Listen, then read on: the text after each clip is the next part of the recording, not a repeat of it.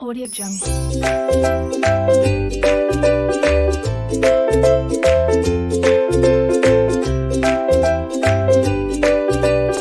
Imainayan, soy el profe Bruno y hoy aprenderemos un poco de nuestra cultura andina.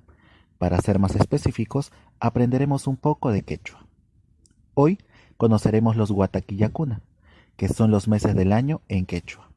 Conozcámoslo a continuación y aprendamos su pronunciación. Huyapujuy, Huyapujuy, enero. Hatunpujuy, Hatunpujuy, febrero. Paucar Guaray, Paucar Guaray, marzo. Airiguay, Airiguay, abril. Aymuray, Aymuray, mayo. Inti Raymi, Inti Raymi, junio. Antasidgua, Antasidgua, julio. Japajsidgua, Japajsidgua, agosto. Huyarraimi, Huyarraimi, septiembre.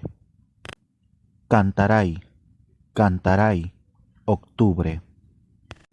Ayamarja, Ayamarja, noviembre. Japajraimi, Japajraimi, diciembre.